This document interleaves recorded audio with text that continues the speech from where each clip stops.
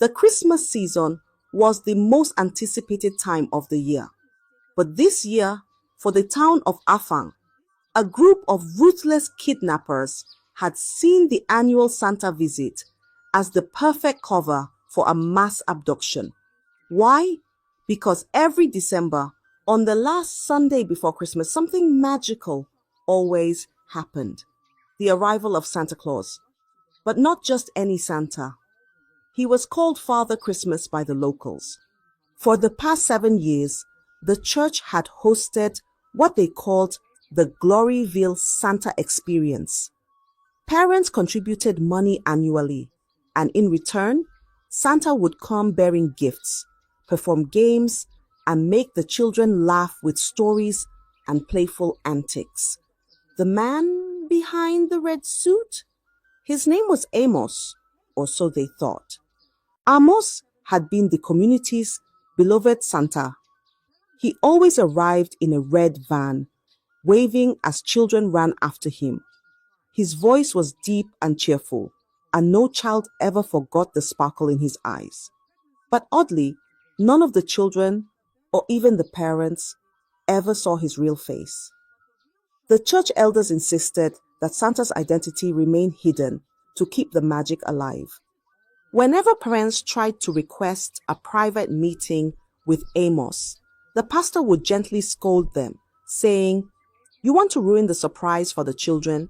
Some things are better left magical." And they agreed. Every year, Santa comes on the last Sunday before Christmas. He would stand at the front of the church beside the tree and the nativity scene with dozens of gift bags labeled with children's names. After songs and dances, he would hand out the gifts, hug each child, and say, "You've been good this year, and Santa sees you." Everything went perfectly until this year. 2 weeks before Christmas, during the Sunday service, Pastor Dada stood before the congregation with a bright smile. "This year's Father Christmas has something special planned for our children," he said. "He wants to take them to the city for a one-day vacation, a surprise treat for the best children in the world." The church hall erupted with excitement. Children clapped. Parents exchanged curious glances. He says they'll go in the morning, see the city lights, eat at big restaurants, visit amusement parks, and return the next day before evening, the pastor added. Some parents hesitated. "Take our children away overnight with a man we've never even seen his face," one mother whispered to another. But Pastor Dada assured everyone, "We know him. We trust him. Father Christmas has never failed us. Let the children explore and enjoy. Life is more than this small town." Reluctantly, the parents agreed. They believed in the church. They believed in the tradition. They believed in Father Christmas. What no one knew was that this year's Father Christmas wasn't the real one. The man behind the red costume had been planning this for years. His name was Lai, and he had studied the community from afar. Lai had watched the town for years. He watched the last Sunday before Christmas. He watched how parents dropped money. He watched how children trusted the red suit. He watched how Pastor Dada defended the mystery. Lai would tell himself, "These people are too easy. They believe anything that wears red." He studied the church. He studied the van. He studied the way Father Christmas walked, the way he waved, the way he laughed, even the way he hugged children. One evening, he sat with his friend, the church sound engineer, the man who carried wires and microphones every Sunday, the man who knew all the back doors of the church, the man who also knew Amos. Lay leaned close and whispered, "We can use this man. Nobody knows him. Nobody has ever seen his real face. This Santa job is perfect for us." The sound engineer nodded slowly. "The church pays him in cash," he said. "He comes alone. He leaves alone. It will be easy." Lai smiled, a smile with no kindness, a smile like a knife hidden under cloth. Then Lai went looking for Amos. When he found him, he acted like a friend. He smiled, he laughed with him, he bought him drinks. He said, "Amos, you are a good man. People love you." Amos would smile and reply, "I only want to make children happy." Lai nodded like a brother, but inside his heart, something dark was growing, like weeds in a clean farm. The night before the big event, Lai came again. This time, he did not come alone. The church worker was with him, a man who knew the church routine, a man whose hands looked clean, but whose heart was dirty. Amos sat with them, calm and trusting. Lai said softly, "Amos, take this drink. It will help you sleep well. Tomorrow will be a long day." Amos hesitated. "Sleep is good," he said. He drank. Little did he knew, it was poison. Not long after, Amos started to feel strange. His eyes blinked slowly. His body became weak. His voice turned small. "Lai," he whispered, "what is happening to me?" Lai looked at him and said, "Rest, Father Christmas, rest well." That night, Amos did not wake up again. Before morning, they carried his body away, quietly, like thieves carrying stolen goods. They went outside the town, to an old bridge that many people had forgotten. The water beneath it was dark. The place was cold and lonely. The church worker whispered, shaking, "Are we really doing this?" Lai answered without fear, "Keep quiet. If you talk, you follow him." They dug the ground. They buried Amos under the bridge, and the earth closed over him like a mouth swallowing a secret. But they were not alone. They had joined a group of ruthless kidnappers who saw the annual Santa visit as the perfect cover for a mass abduction. So that night, Lai went home. He brought out the red suit. He wore it. He stood in front of a mirror and practiced. He forced a laugh. He adjusted the beard. He pulled the hat lower. He looked at himself and smiled. And when morning came, the evil wore red. Early morning came softly. The sun had not fully risen. Cold air touched faces. A big bus waited outside the church. Its engine hummed low, like it was hungry. Parents stood close to their children.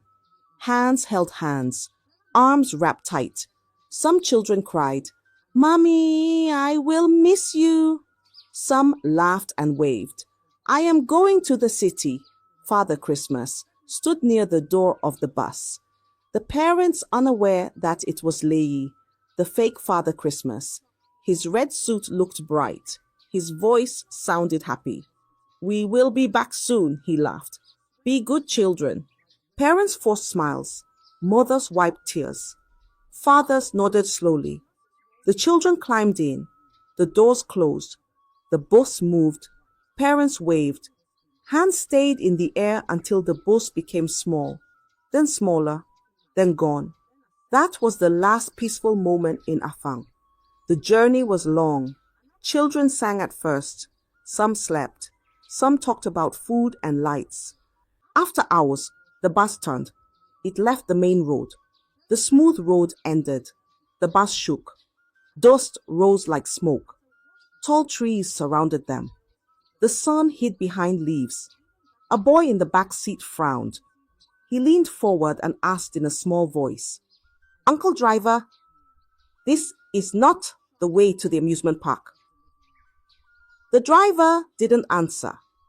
He tightened his grip on the steering wheel. His jaw stayed hard. His eyes stared straight ahead. Another man dressed as Santa suddenly stood up. His voice thundered across the bus. "Everybody keep quiet." The words hit the children like cold water. Songs died in their throats. Smiles fell from their faces. Fear slipped into their hearts like a slow-moving shadow. The bus drove deeper and deeper into the forest. The trees grew thicker. The path grew rough. No houses, no people, only silence. At last, the bus stopped in front of an abandoned warehouse. The building was old, leaning slightly like a tired man. The roof was rusty. The windows had no glass. "Come down," a kidnapper barked. Children trembled. Some cried softly.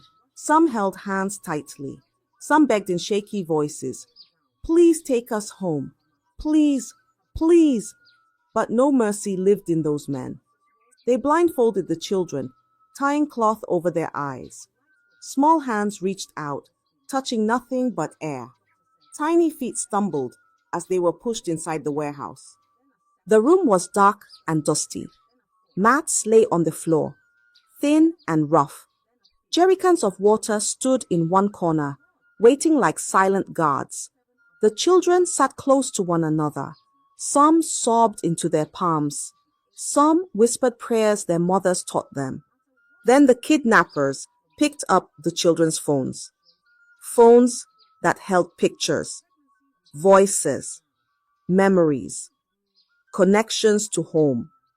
They held the devices tightly because those phones were the next weapon in their plan. The blindfolds were removed. Children looked around. Some cried. Some called for their mothers. One boy asked, shaking, "Where are we?" No one answered. Then the kidnappers pulled out their phone and calls began. Then the first phone rang. A mother picked it up quickly, smiling, thinking it was her daughter. "Hello, Amara, is that you?" she said, brushing her wrapper and adjusting her head tie. But the voice that answered was not soft. It was not young. It was not her child. It was rough, hard, sharp like broken glass. "Your child is with us," the voice said. "Bring 5 million naira or forget her forever." The phone slipped from her hand. She screamed so loudly that the walls shook. Her legs gave way and she fell to the floor crying, "No, no, no." Before people could comfort her, another phone rang in another house. A father answered with a smile. "Hello, my son." The same rough voice came again. "Bring the money, or you will never see your child again." The father's knees weakened. He fainted on the spot. Neighbors rushed to help him, shouting his name. "Olga, wake up, wake up." But the nightmare had only just begun. Soon, phones rang across every street in Afang. A mother shouted, "What do you want from us?" A man cried, "Please, let me hear my child's voice." Another mother screamed into her wrapper, "Take my life instead." But the kidnappers did not care. They made call after call, voice after voice, threat after threat. And with each ring of a phone, a heart broke. The church bell rang loudly, calling the whole town. People ran in from every direction. Some came barefoot. Some came with their heads uncovered. Some came carrying pictures of their children. Inside the church, panic filled the air like smoke. Women lay on the floor, rolling and crying. Some beat their chests. Some tore their wrappers. Some called their children's names again and again. Chinwe, Daniel, Amara, Somto. Men paced the floor like lions trapped in a cage. Some hit the walls. Some held their heads. Some shouted, "Where are our children? What have we done?" Pastor Dada climbed the altar. His hands shook. Tears rolled down his cheeks like falling rain. "God, help us," he cried. "God, save our children." But even as he prayed, even as people wailed, the phones kept ringing, the threats kept coming, and the tears kept flowing like a river that could never dry. Afang had never felt darkness like this, and somewhere deep in the forest, children sat in fear, waiting, shaking, not knowing what their parents were hearing. On that same night, the truth dropped like a hammer. One of the bus drivers was caught trying to escape at a checkpoint. Under pressure, he confessed. The real Santa is dead. That man was a fake. He paid us to drive the kids to an uncompleted building in Ogun State. They planned to call the parents and demand ransom. The town went into chaos. The police traced the hideout from the arrested driver's confession. But before they could get there, the kidnappers moved. Back in the town, panic turned to chaos. The church began a non-stop prayer vigil. Women lay on the altar, wailing. Men paced the floor in frustration. The elders called for fasting. Pastor Dada sobbed and begged God for mercy. But the calls didn't stop. The kidnappers were relentless. While others ran to the church, one man went to the police station. Again, Mr. Kalu, his daughter Amara, was among the children on that bus. Mr. Kalu loved his child like his own eyes. And before she left that morning, he had done something quiet. He had pulled Amara close and whispered, "Hold still, my baby." Amara blinked. "Daddy, what are you doing?" Mr. Kalu opened her bag. Inside the lining, he had sewn a tiny button phone, small like a coin, hidden like a secret. He said softly, "If you ever feel afraid, just keep your bag with you." Then Christmas Eve came with tears. And after Christmas Eve, the phone suddenly changed. A small signal blinked. A location appeared. Mr. Kalu's eyes widened. His heart jumped like a goat hearing a loud drum. "They've moved," he said. He ran to the police station like a man running from fire. He pushed through the door. His voice came out strong. "This is my child," he told the officers. "I hid a small phone in her bag. It has a signal now. Track it. They have moved." Amma nodded, not understanding. "Okay, Daddy." Now the children were gone. The calls were coming. The town was shaking. Mr. Kalu went back to his house and checked the hidden number again and again. At first there was nothing, no signal, no location, only silence. He held the phone and whispered through his teeth, "God, let it work." The policemen looked at the screen. They looked at him. One officer said, "You did this before she left?" Mr. Kalu nodded. "Yes, I did." The officer stood up fast. "Bring the map. Call the tactical team." The police followed the signal. They did not waste time. They moved like hunters in the dark. Cars drove far. Then they stopped. Boots stepped into bush. The night was quiet. Only insects sang. An officer raised his hand and whispered, "Slowly, no noise." They walked in a line, guns ready, eyes sharp. The signal led them to an old building hidden by trees, a place that looked dead. They surrounded it, like a rope closing around a goat. Inside, some children were crying softly. Some were lying down, weak. Some were calling, "Mommy, Daddy." Outside, the commander whispered, "On my count, 1, 2, 3." They stormed in. Shots rang. Voices shouted, "Police! Down! Down!" The kidnappers ran like rats in a burning house. Some tried to jump through windows. Some tried to hide behind drums and broken blocks. Some fell. Some were caught. A man in a red suit tried to escape through the back. His beard was still on. His hat was still low. An officer grabbed him and tore the beard away. "Who are you?" the officer shouted. The man struggled. Then his face showed. It was Lai. The children were found alive, weak, thirsty, shaking, but alive. And the night swallowed the sound of evil as the police took Lai away in handcuffs. Police vans returned on Christmas Day, not with sirens, but with hope. The church gates opened wide. People rushed forward like water breaking a dam. The van doors opened. Children stepped out one by one. Some walked slowly, some limped, some looked thin and tired.